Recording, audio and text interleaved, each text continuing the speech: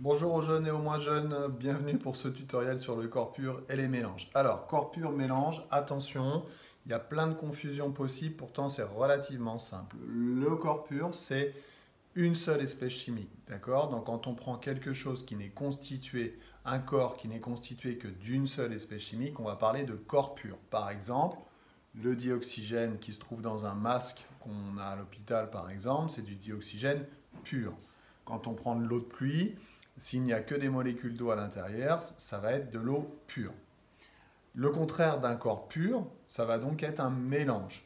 Un mélange, c'est quand le corps contient plusieurs espèces chimiques.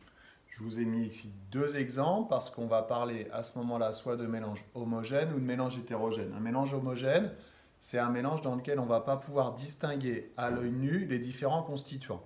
Par exemple, du sirop de grenadine que je mélange avec de l'eau, ça va me donner quelque chose d'homogène, ça sera un mélange parce qu'on a à la fois la grenadine et l'eau. On peut donner deux autres exemples qui sont le lait, par exemple. Le lait, c'est un mélange homogène, d'accord? Parce qu'on ne fait pas la différence à l'œil nu entre tous ces constituants. Pourtant, dans le lait, il y a des vitamines, il y a des protéines, il y a de l'eau, il y a tout un tas de choses.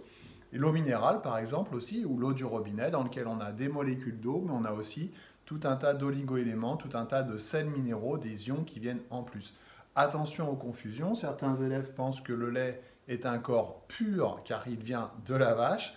Il n'est pas pur parce qu'il vient de la vache, il est naturel. D'accord? À pas confondre. Un corps pur, une seule espèce chimique, un mélange, plusieurs espèces chimiques.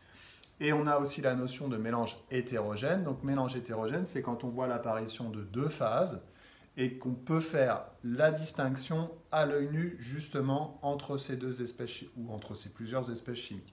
L'huile et l'eau, par exemple, constituent un mélange hétérogène. Alors, on dit souvent dans le langage de tous les jours que ça ne se mélange pas, mais au sens chimique du terme, ça représente tout de même un mélange parce qu'on met plusieurs espèces chimiques ensemble, même si elles restent superposées l'une au-dessus de l'autre en fonction de leur densité. Voilà, corps pur, une seule espèce chimique, mélange, plusieurs espèces chimiques.